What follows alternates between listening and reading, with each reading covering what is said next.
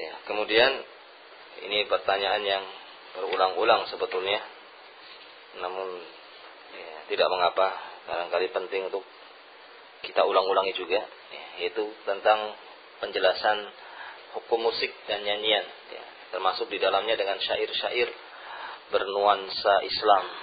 Ya. Hukum musik dan nyanyian sudah kita sampaikan ya pada pertemuan yang lalu, bagaimana ayat-ayat dan hadis-hadis Nabi Sallallahu Alaihi Wasallam dengan tegas, dengan jelas ya, menyebutkan tentang haramnya musik dan nyanyian. Ya, sebagaimana yang disebutkan dalam firman Allah Subhanahu Wa Taala dalam surat Luqman ayat 6. Ya. Wa minan nas man yashtari lahwal hadits liyudilla an sabilillah bighairi ilmin.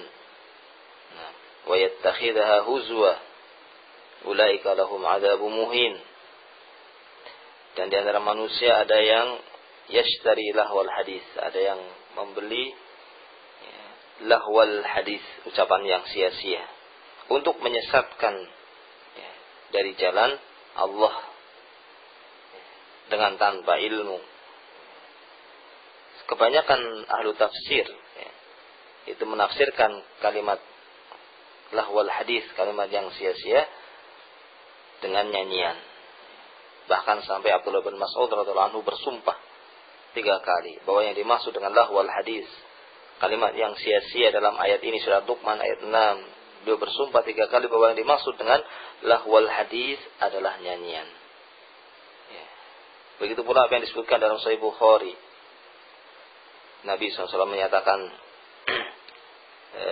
la yakunanna fi ummati aqwamun yastahilluna al-hira wal harir wal khamr wal ma'azif, akan datang pada umatku sekelompok orang yang menghalalkan zina, menghalalkan sutra bagi laki-laki, menghalalkan minuman keras, dan menghalalkan nyanyian, menghalalkan alat-alat musik dengan berbagai macam jenisnya.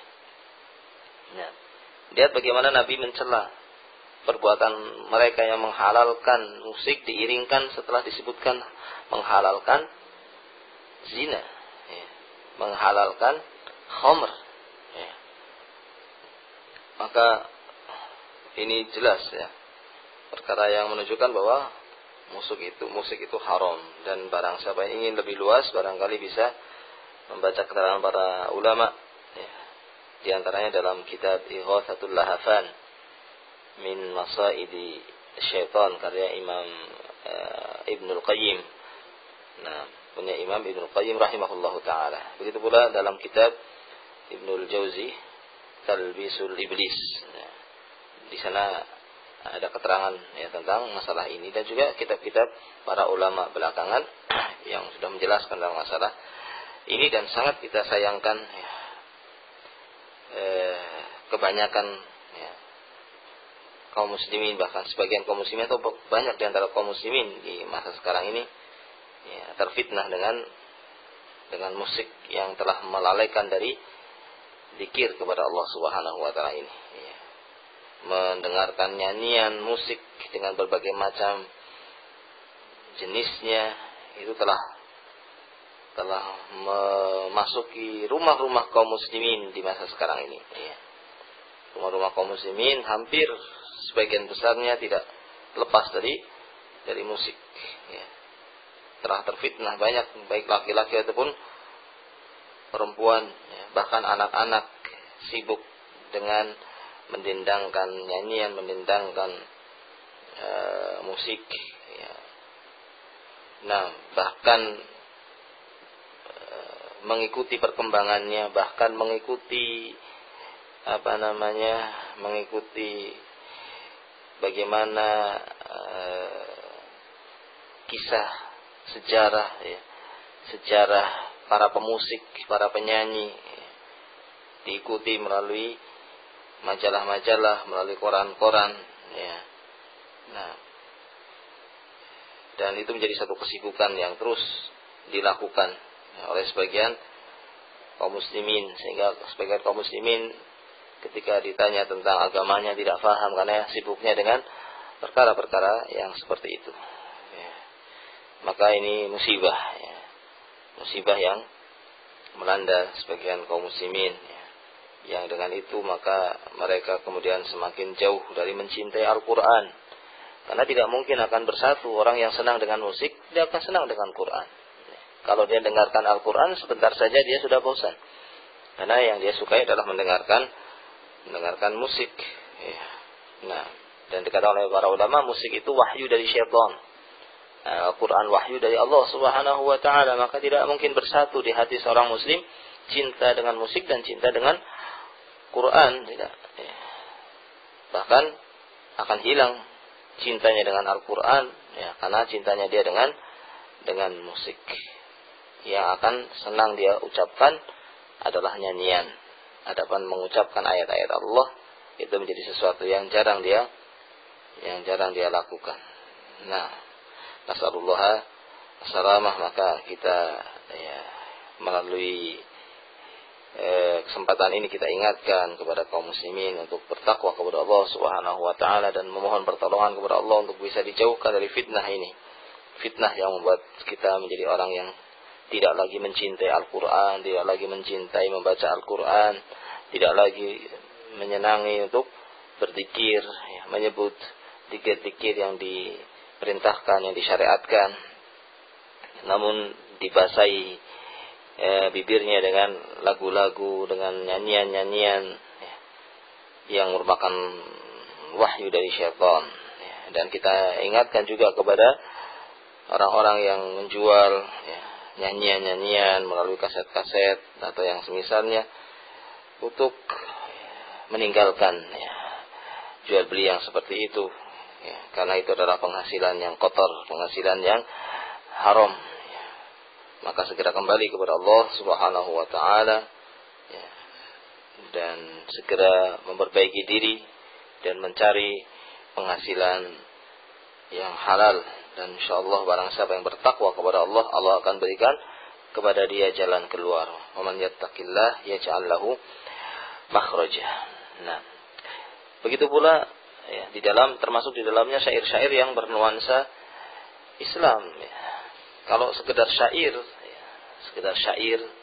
untuk menghilangkan lelah ketika bekerja keras atau untuk menghilangkan capek ketika dalam perjalanan, dan dia mengucapkannya tanpa ada not begitu, hanya mengeraskan suara, mengangkat suara, membuat semangat dalam bekerja, membuat menghilangkan lelah dalam perjalanan, maka tidak mengapa, sebagaimana itu dilakukan oleh para sahabat. Tetapi apa yang sekarang terjadi dari kalimat-kalimat syair-syair yang bernuansa Islam, ya, yang didendangkan, yang membuat orang jadi ingin berdendang, ingin bergoyang, ya. Ini tidak sama dengan apa yang dilakukan oleh para sahabat. Bahkan apa yang disilahkan pula dengan nasyid Islami, ya, itu pada hakikatnya adalah bentuk ibadah yang dilakukan oleh orang sufi asalnya. Dan itu sudah ada sejak zaman Imam Syafi'i. Beliau meninggalkan kota Irak dahulu dalam keadaan beliau meninggalkan karena munculnya ibadah yang dilakukan dengan nyanyian oleh orang-orang sufi. Sehingga ini adalah sesuatu yang kalau dikatakan sebagai Islami, ya, ini sudah sesuatu yang bid'ah, ya, dalam beribadah dan dilabelkan dengan Islam, ya, padahal tidak ada di zaman Nabi SAW, tidak ada di zaman sahabat ibadah dengan cara seperti ini. Ini dilakukan oleh orang-orang sufi, yang orang-orang sufi itu meniru orang-orang Nasrani. Maka ini tasyabuh dengan orang-orang kafir beribadah kepada Allah dengan mendendangkan syair-syair, ya. Bahkan dengan bukan hanya dengan suara, bahkan sekarang dengan alat-alat musik, ya. Nah, seandainya tanpa alat-alat musik, tapi dia dilakukan dengan didendangkan sehingga membuat orang ingin bergoyang, ya, maka ini adalah perkara yang bid'ah. Beribadah kepada Allah dengan seperti ini adalah bid'ah, ya. Nah, dengan mendendangkan syair-syair, mendendangkan selawat, ya, Sekarang ini disilahkan dengan apa? Dengan selawat. Ya. Nah, ini bukan selawat yang disyariatkan, bukan selawat yang dicontohkan oleh Rasulullah SAW. Bagaimana dikatakan selawat yang ibadah sementara melakukannya dengan sambil bergoyang-goyang, seperti mengikuti musik, ya, seperti mengikuti nyanyian. Ya. Maka kaum muslimin tidak boleh tertipu dengan yang seperti ini. Ya. Jangan kemudian dengan kalimat Islam akhirnya jadi dianggap sebagai sesuatu yang boleh. Ya. Tapi sesuatu yang boleh itu adalah sesuai dengan apa yang dicontohkan oleh Rasulullah SAW atau tidak. Sesuai dengan apa yang dicontohkan para sahabat apa tidak. Adapun sekedar disebut dengan Islam, ya, maka muncul sekarang semuanya dikatakan Islam. Nah, ada demo yang Islam, ada apalagi semuanya dikatakan dengan Islam. Ya. Tidak ada demo dalam Islam, tidak ada. Ya. Kemudian hal-hal yang tidak dalam Islam ketika disebut dengan nama Islam tidak akan berubah. Ya. Kalau tidak sesuai dengan apa yang dicontohkan oleh Rasulullah SAW dan para sahabatnya, maka tidak boleh kita melakukannya.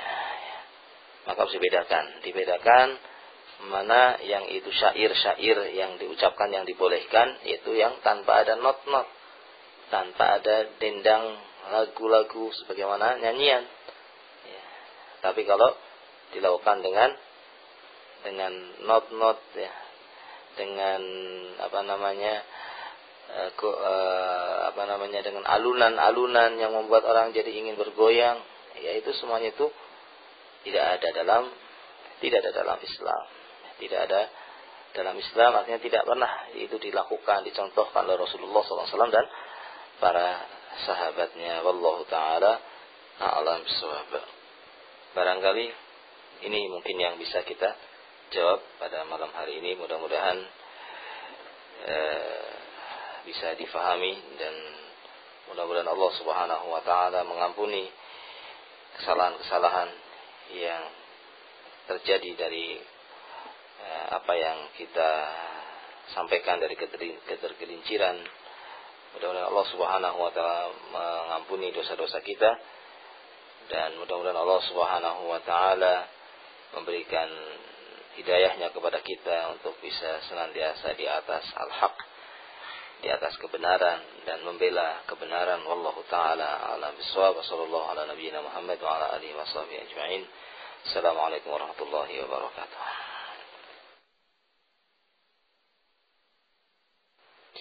Kaum muslimin terdengar yang Allah, alhamdulillah baru saja kita bersama interaktif bersama Ustaz Saifuddin Zuhri dan alhamdulillah beliau masih membahas mengenai hadis Arba'in An-Nawawi, yaitu hadis yang pertama, permasalahan seputarnya, dan insyaallah akan dilanjutkan pada minggu atau pekan depan. Dan alhamdulillah juga beberapa pertanyaan-pertanyaan telah masuk, telah beliau jawab, dan insyaallah untuk pertanyaan-pertanyaan lainnya yang masih berada di resolusi kami insyaallah akan dijawab pada pertemuan yang akan datang.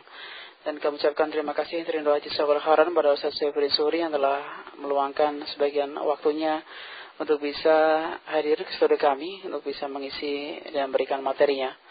Kaum muslimin pendengar yang dirahmati Allah, untuk acara selanjutnya sebagai penutup pertemuan kita di kesempatan malam hari ini, nanti kita akan putarkan lantunan ayat suci Al-Quran bersama Qori Imran Al-Husain dengan membawakan surat Al-Infitar dan surat Al-Alaq.